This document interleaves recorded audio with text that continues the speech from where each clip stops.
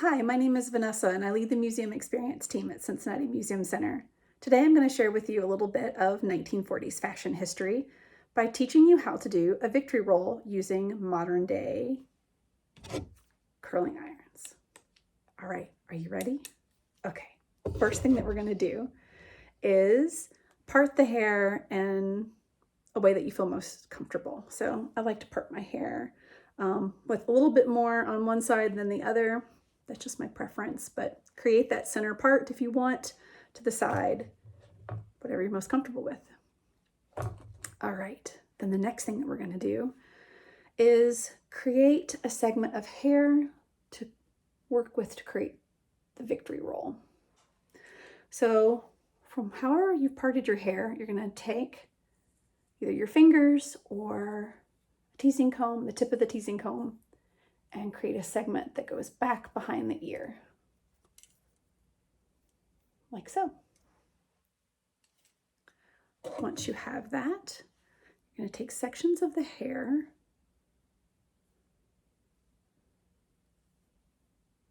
to curl in the curling iron.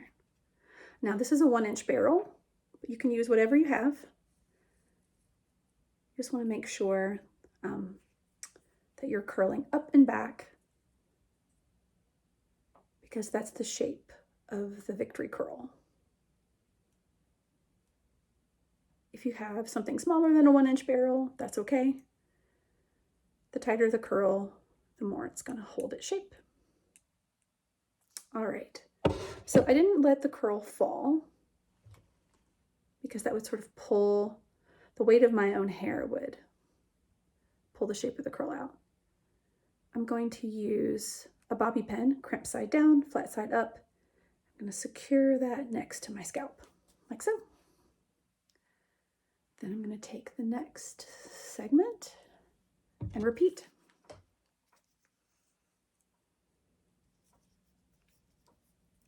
Curling up and back.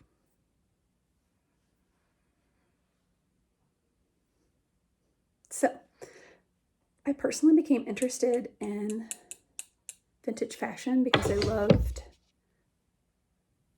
looking at family photos with my grandmother. And I always wondered, like, why people wore the things that they did. Why did they style their hair in the way that they did? So that made me want to learn more as I got older. All right, securing this next curl. Oops, that's okay.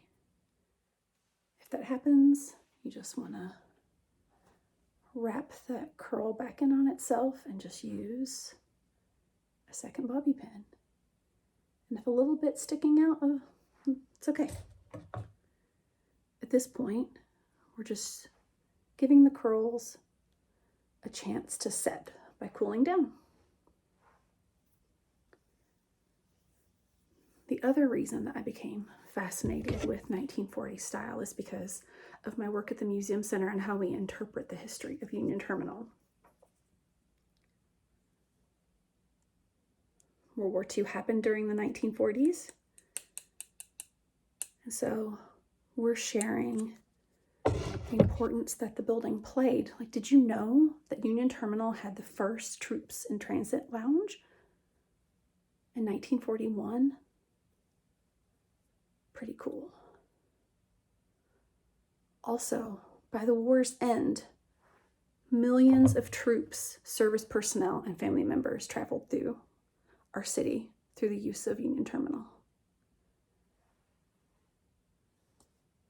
All right, so I have all of the hairs. Oops, one more. Forgot this one. In my segment, curled up and back.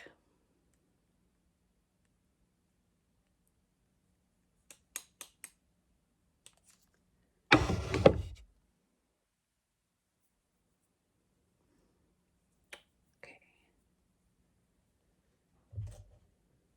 So let's just pretend that I pinned this with a bobby pin. But once the hair is all cooled down, we're going to release it. Take those bobby pins out.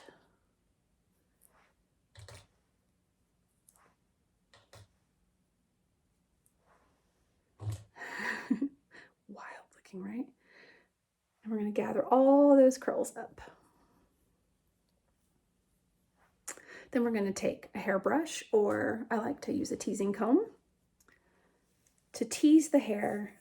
We're going to tease back towards the scalp.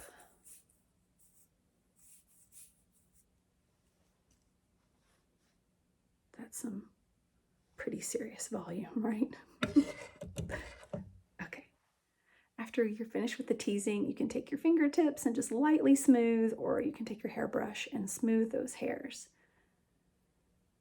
And then gather that curl. Now, you can use some styling wax. I actually have some Pantene styling wax, just a little bit to help the very end of your curl. I have layered hair, so it helps all of those layers sort of hold together. And I'm curling the hair towards my scalp and on itself, like so. All right, from here I'm going to take my bobby pins, using crimp side down, flat side up. I'm going to use one in the front of the curl in the center to hold the shape. And I'm still holding on to the curl while I'm doing this.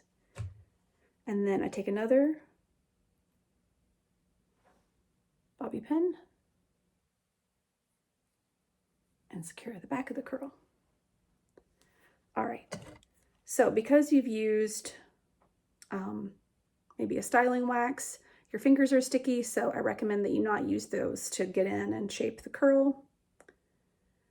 I like to use the end of the teasing comb to smooth down hair that's escaped and to help shape that center part of the curl so that the center hole is defined before I use hairspray. Once I have it where I want it, then I use hairspray. All right, so I've been doing this for about 10 years, so this looks a little bit easy to do, but it does take practice. And the first time I did it, I cried. So it's okay.